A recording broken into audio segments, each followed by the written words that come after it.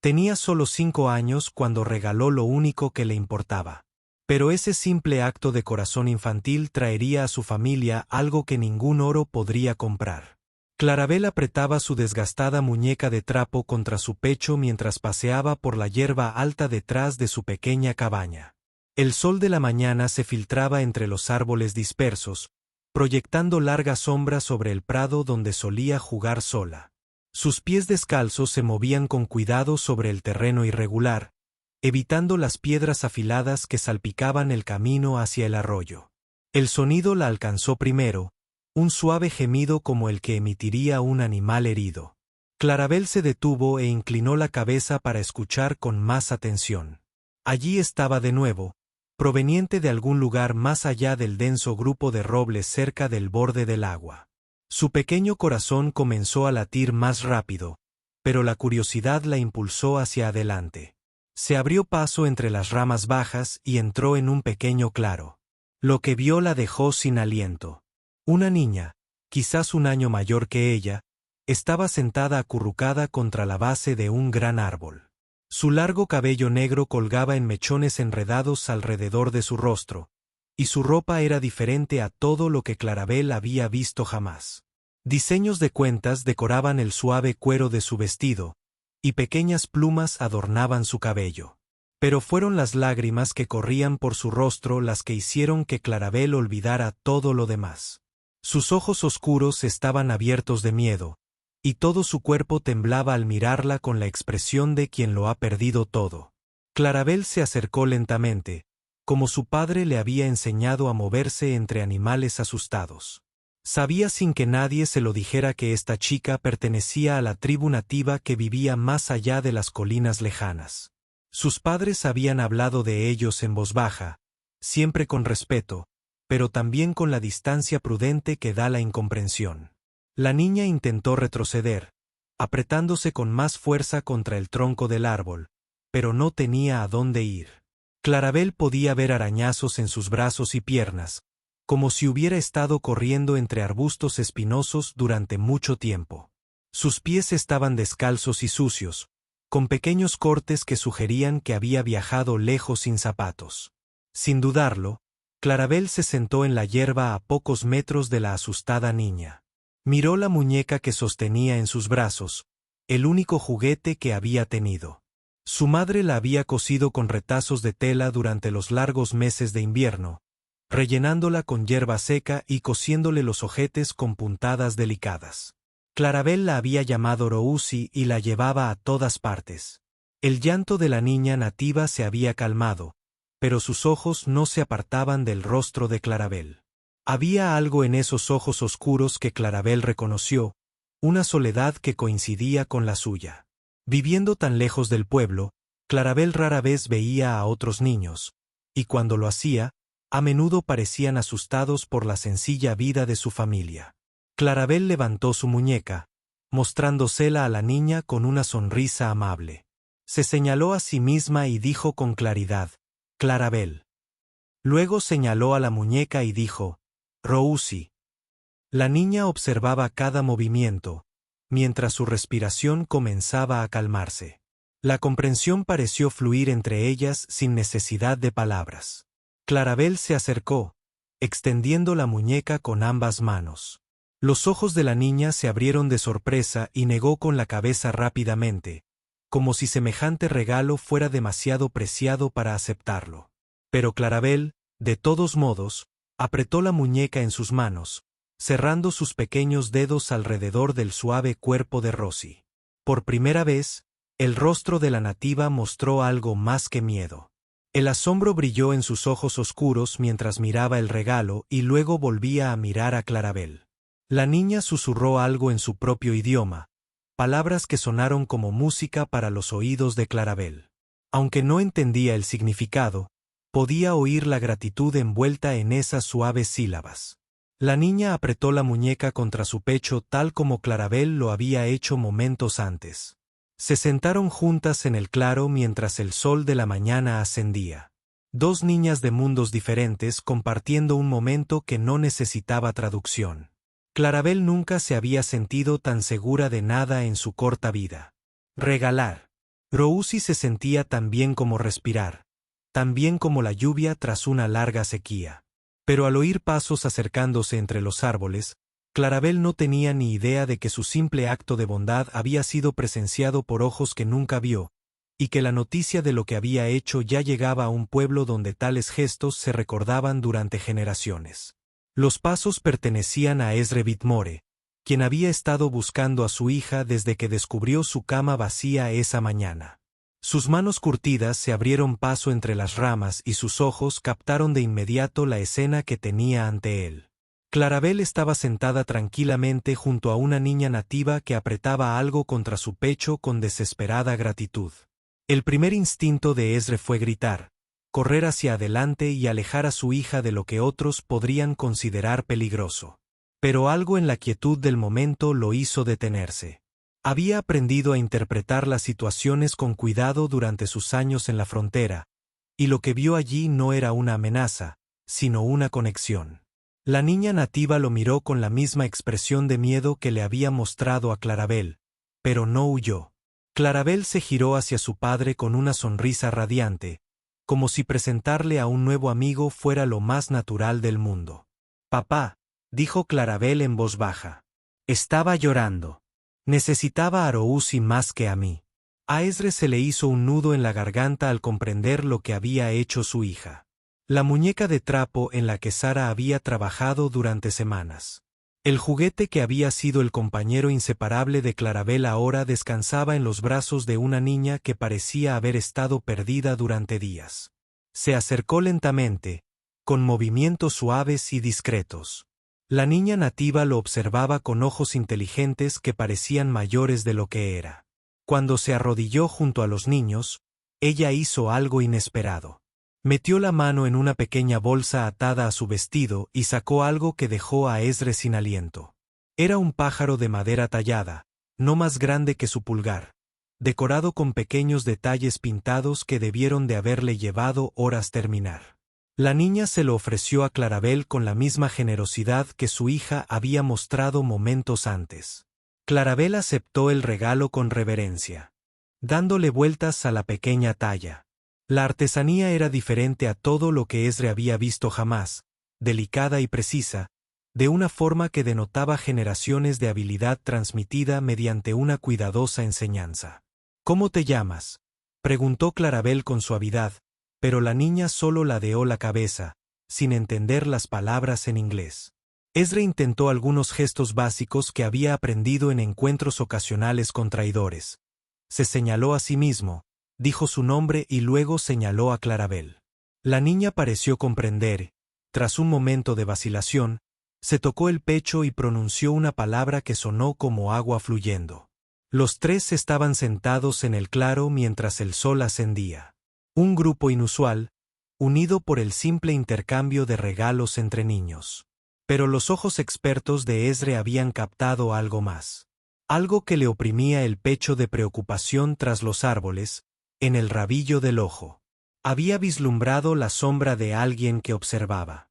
Alguien que había visto todo lo ocurrido en ese claro y que ya se había fundido en el bosque con el silencio de una larga práctica. Mientras ayudaba a las dos niñas a ponerse de pie y emprendía el regreso a la cabaña, Ezra se preguntaba qué clase de atención habría atraído la bondad de su hija, y si esa atención resultaría ser una bendición o una carga para su familia. Sara Whitmore dejó caer la cuchara de madera con la que estaba removiendo al ver a su esposo acercarse a la cabaña con dos niñas en lugar de una. Su primer instinto fue el pánico maternal, pero al acercarse, vio que Clarabel estaba ilesa, y de hecho, parecía más feliz que de costumbre. La niña nativa caminaba ligeramente detrás de Ezra, todavía apretando la muñeca de tela contra su pecho. Sus pasos eran vacilantes, como si esperara que la rechazaran en cualquier momento. Sara había escuchado historias de otras colonas sobre encuentros con las tribus locales, la mayoría llenas de miedo e incomprensión. Pero lo que veía ante ella era simplemente una niña perdida. Igual que cualquier otro pequeño asustado que necesitara cuidados y consuelo. «Tiene hambre, mamá», anunció Clarabel al llegar al porche. «Y tiene miedo. Puede quedarse a desayunar». Sara miró el rostro serio de su hija, y luego a la nativa, que permanecía con la mirada baja. La ropa de la niña estaba rota en varios sitios, y tenía manchas de suciedad en la cara que indicaban que llevaba un buen tiempo viajando sola. Sin dudarlo, Sara abrió la puerta del camarote. «Claro que puede», dijo con suavidad. «Pasen adentro, los dos». La nativa dudó en el umbral, mirando hacia el bosque, como si considerara si debía correr. Pero Clarabel la tomó de la mano y la condujo adentro, charlando en voz baja sobre todo lo que había en la pequeña cabaña, como si estuviera dando un recorrido a un invitado de honor. Sara rápidamente colocó otro plato en la sencilla mesa de madera y llenó un tazón con las gachas que había estado preparando. La nativa comió despacio al principio, luego con creciente hambre, como si no hubiera probado comida en días. Clarabel se sentó a su lado, animándola de vez en cuando o señalando cosas interesantes por la habitación. «¿De dónde crees que salió?», le preguntó Sara a Esre en voz baja mientras observaban a los niños comer. «La aldea tribal está al menos a 2 días a pie de aquí», respondió Esre pensativo. «O ha estado viajando mucho tiempo o lleva varios días perdida». Como si percibiera su conversación, la nativa levantó la vista de su tazón. Pronunció algunas palabras en su propio idioma y luego señaló hacia las montañas lejanas. Su expresión era de añoranza mezclada con miedo, como si su hogar fuera lo que más deseaba y lo que más temía no volver a ver. Clarabel había estado escuchando atentamente. Y de repente, se levantó de la mesa. Caminó hacia la ventana y señaló en la misma dirección que la niña. «¿Quieres ir a casa?», dijo simplemente. La niña asintió, con lágrimas en los ojos. Apretó la muñeca de trapo con más fuerza, como si fuera lo único que la anclaba a ese momento de seguridad. Sara sintió que se le encogía el corazón al verlo. Siempre había imaginado que si Clarabel alguna vez se perdía y tenía miedo, querría que alguien le mostrara la misma bondad que le estaban ofreciendo a esta niña. «Deberíamos llevárnosla de vuelta», le dijo Sara a Esre. Su familia debía de estar muy preocupada. Pero incluso mientras las palabras salían de su boca, todos lo oyeron. El sonido de caballos acercándose, no al ritmo frenético de un grupo de búsqueda, sino al ritmo mesurado de personas que sabían exactamente a dónde iban. La niña nativa levantó la cabeza de golpe y todo su cuerpo se tensó al reconocerlo. Susurró algo que sonaba como un nombre, y por primera vez desde que la encontraron, la esperanza se reflejó en su rostro. Esre se acercó a la ventana y miró hacia el bosque. Lo que vio allí lo enderezó con sorpresa. 3 jinetes se acercaban en caballos pintados. Sus movimientos eran fluidos y seguros. Vestían la vestimenta tradicional de la tribu local. E incluso desde la distancia, Esre pudo ver que no eran hombres comunes de la tribu. Eran ancianos, hombres importantes y con autoridad, y se dirigían directamente a su cabaña con el aire decidido de quienes tienen asuntos que atender. La nativa saltó de la mesa y corrió hacia la ventana, apretando su pequeño rostro contra el cristal. Al ver a los jinetes acercarse, lanzó un grito de alegría y habló rápidamente en su propio idioma, señalando con entusiasmo al jinete que encabezaba la lista. Esre salió al porche con las manos visibles y vacías, un gesto de paz que había aprendido de encuentros anteriores. Sara permaneció en la puerta con Clarabel a su lado, mientras la nativa se movía de puntillas con una emoción apenas contenida. Los jinetes se acercaron con dignidad, acorde con su evidente estatus. El hombre que iba a la cabeza era mayor, con mechones de plata en su largo cabello negro y arrugas alrededor de los ojos que denotaban sabiduría adquirida durante años de liderazgo. Vestía ropa ceremonial decorada con intrincados abalorios y un collar de huesos tallados que reposaba sobre su pecho. Al llegar a la cabaña, el anciano desmontó con fluida gracia a pesar de su edad. La joven nativa corrió hacia él, todavía aferrada a la muñeca de Clarabel, y habló con un torrente de palabras que se atropellaban por la emoción de explicar lo sucedido. El anciano escuchó atentamente, sus ojos oscuros pasando de la niña a la familia Whitmore, de pie en el porche.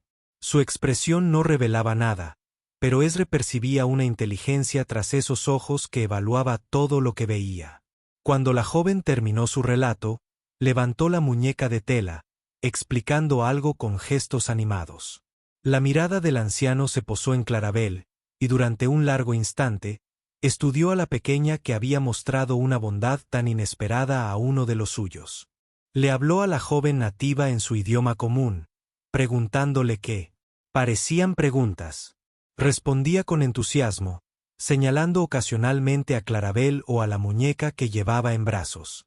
Durante la conversación, Ezra captó la palabra que parecía el nombre de la niña, repetida varias veces con evidente cariño. Finalmente, el anciano se acercó al porche. Al hablar, su inglés tenía un fuerte acento, pero era claro, lo que sugería años de interacción con comerciantes y colonos.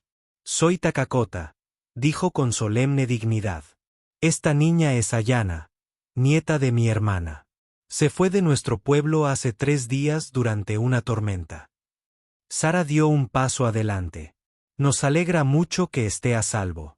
Parecía perdida y asustada cuando nuestra hija la encontró. La mirada de Takakota se posó en Clarabel, que seguía de pie en silencio junto a su madre. «La niña me habla de una gran bondad, de un regalo con un corazón puro». Clarabel alzó la vista hacia la imponente figura que tenía delante, sin sentir miedo a pesar de su intimidante presencia. «Estaba llorando», dijo Clarabel con sencillez. «Rousi hace que la gente se sienta mejor cuando está triste». El rostro curtido del anciano se suavizó casi imperceptiblemente. Se arrodilló a la altura de Clarabel, acercando sus ojos a los de ella. «Diste tu tesoro para aliviar el dolor ajeno. Este es el acto de un corazón sabio, incluso en alguien tan joven». Se puso de pie y habló en voz baja a sus compañeros, que seguían montados, pero observaban el intercambio con evidente interés. Uno de ellos asintió y espoleó a su caballo hacia la arboleda, desapareciendo en el bosque con el mismo silencio con el que habían llegado. «Su hija ha honrado a nuestro pueblo», dijo Takakota a Ezra y Sara. «Tal bondad crea lazos que perduran más allá de la vida de quienes los forjaron». Pero incluso mientras pronunciaba estas palabras de gratitud, algo en su actitud sugería que este encuentro estaba lejos de terminar. Takakota metió la mano en una bolsa de cuero que llevaba a un lado y sacó algo que hizo que Sara jadeara levemente. Era una pequeña pulsera tejida con lo que parecían metales y piedras preciosas, lo suficientemente delicada para la muñeca de una niña, pero claramente elaborada con la habilidad de un maestro artesano. «Esto perteneció a mi abuela», dijo, ofreciéndosela a Clarabel. «La usó cuando no tenía más edad que tú ahora. Lleva la protección de generaciones de mujeres sabias». Clarabel miró a sus padres, insegura de si debía aceptar un regalo tan obviamente valioso. Sara asintió alentadoramente, entendiendo que negarse probablemente la ofendería. Mientras Clarabel extendía su pequeña muñeca, Dakota ajustó la pulsera con manos delicadas. El metal se sentía cálido contra su piel, y las pequeñas piedras reflejaban la luz del sol de la mañana de una forma que las hacía parecer casi vivas. «Pero hay más», continuó Takakota, con un tono formal que sugería ceremonia. «Las acciones de su hija han creado una deuda de honor. Nuestra gente no olvida tal bondad, y no la dejamos sin recompensa». Ezra se removió incómodo. «No es necesario», dijo. Clarabel no esperaba nada a cambio.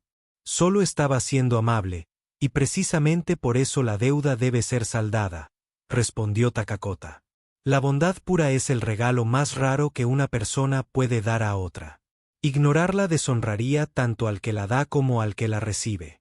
Volvió a hablar con el jinete restante, quien asintió y comenzó a caminar con su caballo en un círculo lento alrededor de la cabaña. Ezra observó esto con creciente inquietud. Se preguntaba si los estaban evaluando con algún propósito que no entendía. Ayana había estado escuchando la conversación de adultos mientras aún sostenía con fuerza su nueva muñeca. De repente, tiró de la camisa ceremonial de Takakota y habló con urgencia en su idioma. Sus palabras parecieron sorprenderlo y la miró con las cejas arqueadas. ¿Qué está diciendo?, preguntó Sara, notando el cambio en su expresión. Takakota guardó silencio por un momento, como si considerara cómo traducir no solo palabras, pero conceptos que podrían no existir en el mundo del colono. Ella dice: el niño blanco tiene los ojos de quien ve más allá de la superficie de las cosas. Ella cree que tu hija ha sido tocada por los espíritus. Clarabel ladeó la cabeza con curiosidad. ¿Qué significa eso? Entre nuestra gente, esa comprensión se considera un gran don, explicó Takakota. Los niños que la poseen a menudo se convierten en sanadores o consejeros sabios. Ayana cree haber reconocido esta cualidad en ti en el momento en que apareciste en el bosque. La conversación fue interrumpida por el regreso del jinete que se había marchado antes. Se acercó a Takakota y le habló en voz baja, señalando el bosque que tenía detrás. Lo que fuera que informara parecía confirmar algo que el anciano esperaba. El consejo ha hablado, anunció Takakota. Mañana, cuando el sol alcance su punto más alto, regresaremos. Lo que traemos cambiará la fortuna de tu familia, pero también cambiará tu lugar en esta tierra. Esdras sintió un escalofrío de incertidumbre. ¿Qué clase de cambio? La expresión de Takakota permaneció indescifrable. La bondad de tu hija ha abierto una puerta que había estado cerrada durante muchas temporadas. Tu decisión de cruzar esa puerta determinará el camino que tu familia tomará de hoy en adelante.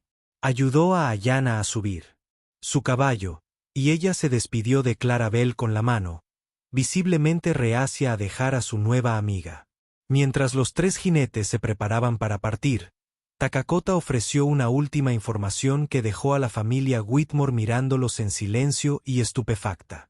La tierra que cultivan, dijo simplemente, se encuentra en el centro de territorios que 3 tribus han reclamado durante generaciones.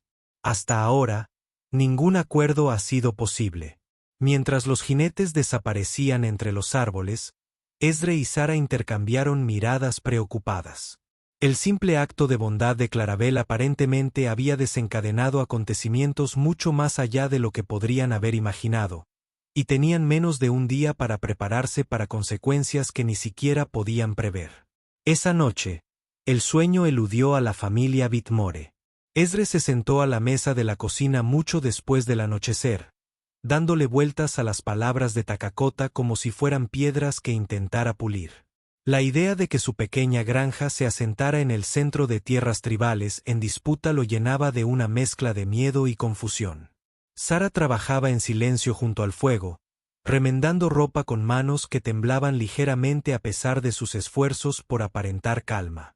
Había escuchado suficientes historias de otros colonos sobre disputas territoriales como para comprender que su familia podría estar al borde de algo mucho más grande que ellos mismos.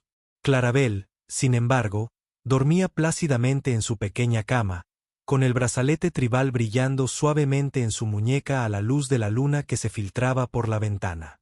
En sus sueños, jugaba, de nuevo con Ayana en el claro del bosque, compartiendo juegos que no requerían un idioma común para comprenderse.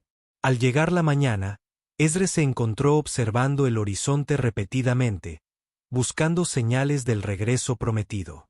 Se dedicó a sus tareas habituales con atención distraída, su mente luchando con preguntas sin respuestas fáciles. ¿Qué crees que querían decir con cambiar nuestro lugar en esta tierra?, preguntó Sara mientras preparaban un desayuno sencillo. He estado pensando en eso toda la noche, respondió Esdras. Quizás quieran llegar a algún tipo de acuerdo sobre los derechos agrícolas, o tal vez estén planeando pedirnos que nos vayamos. ¿Iríamos? La voz de Sara era baja, pero la pregunta pesaba sobre todo su futuro. Antes de que Esdras pudiera responder, Clarabel apareció en la puerta, completamente vestida y con el brazalete del día anterior. ¿Takakota y Ayana volverán hoy?, preguntó con la emoción de una niña que anticipa el regreso de sus nuevos amigos. Sí, cariño, dijo Sara. Deberían estar aquí cuando el sol esté en lo más alto del cielo. Clarabel asintió solemnemente, como si se tratara de una información importante que requería una cuidadosa consideración. Pasó la mañana jugando cerca de la cabaña, pero todos sus juegos parecían implicar practicar compartir y dar regalos, como si se estuviera preparando para otro intercambio. A medida que el sol ascendía hacia su punto máximo, la familia se reunió en el porche a esperar. La anticipación era diferente a la sorpresa del día anterior. Ahora sabían que algo importante se avecinaba, pero la incertidumbre de que podría ser llenaba el aire de tensión. Cuando finalmente aparecieron los jinetes, había más. 5 figuras montadas emergieron del árbol, moviéndose al mismo ritmo mesurado que antes. Takakota cabalgaba a la cabeza con Ayana estaba sentada frente a él, pero entre los demás jinetes había hombres que Ezra no reconoció. Uno de ellos llevaba un caballo sin jinete, pero en lugar de una silla vacía, el animal llevaba algo envuelto en elaboradas mantas.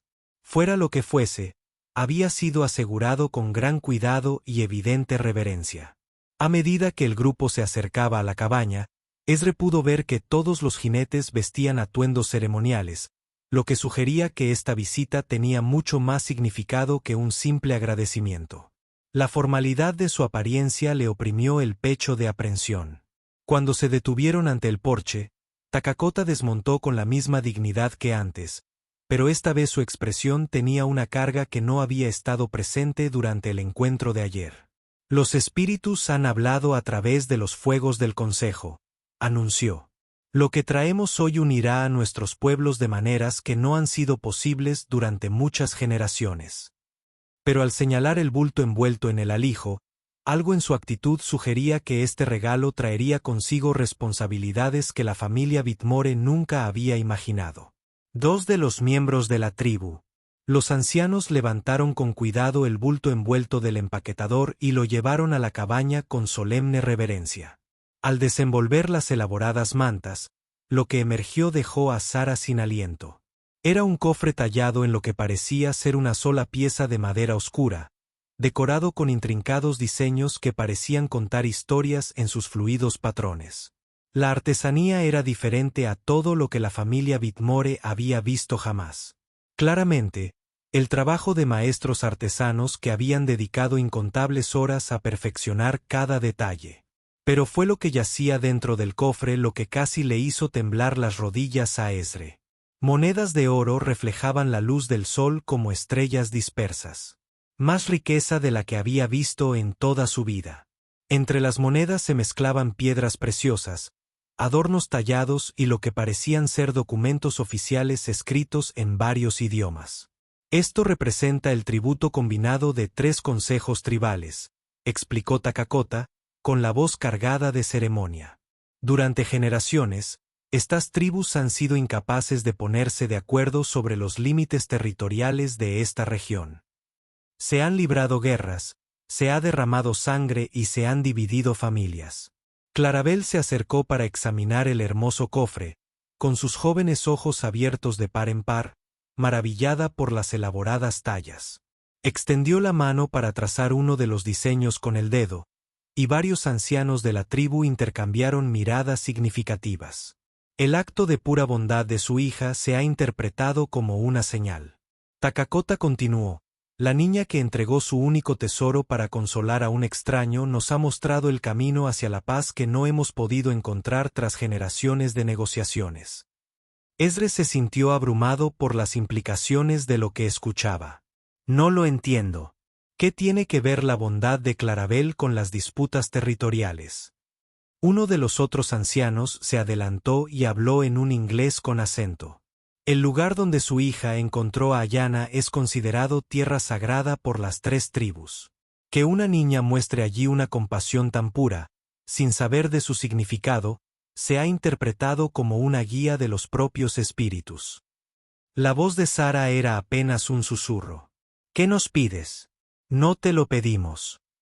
Takakota lo corrigió con suavidad. Ofrecemos. Este cofre contiene suficiente riqueza para asegurar el futuro de su familia durante muchas generaciones.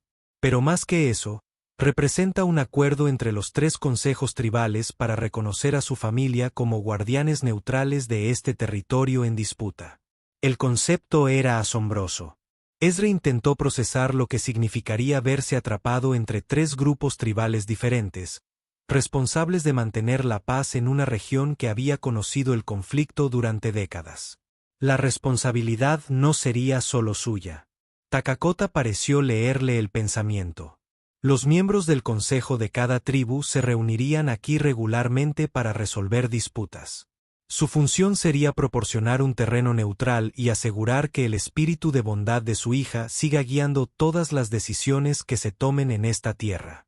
Clarabel había estado escuchando con la seria atención que los niños a veces prestan a las conversaciones de adultos que consideran importantes. ¿Podría Ayana visitarnos?, preguntaba a menudo. Takakota sonrió por primera vez desde su llegada. Los niños de las 3 tribus serían bienvenidos aquí.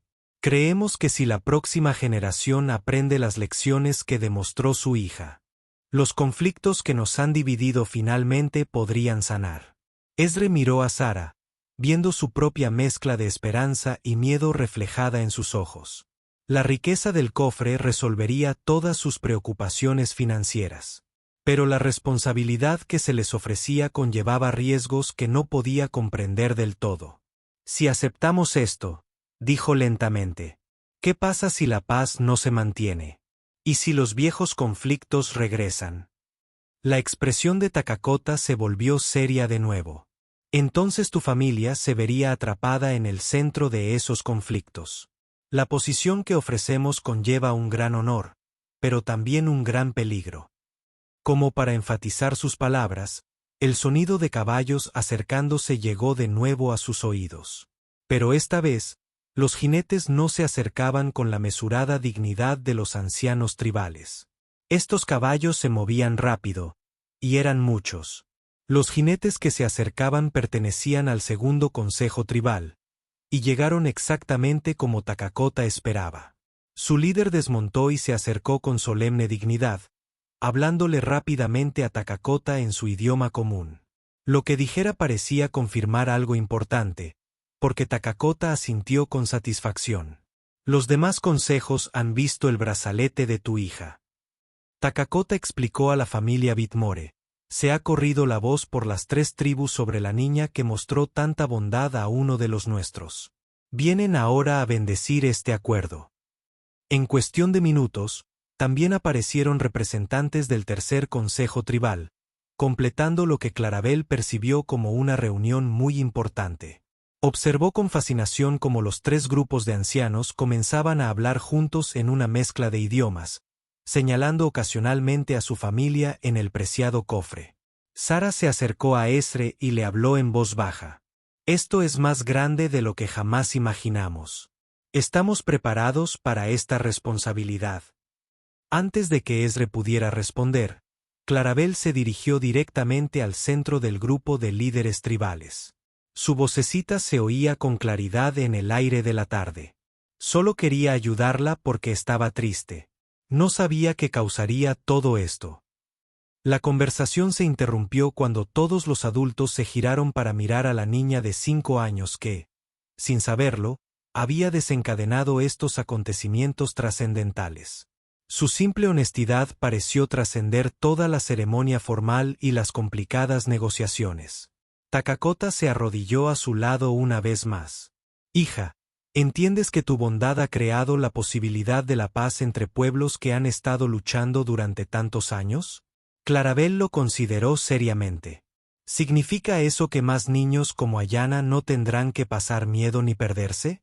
Eso es exactamente lo que significa, respondió el líder del segundo consejo tribal.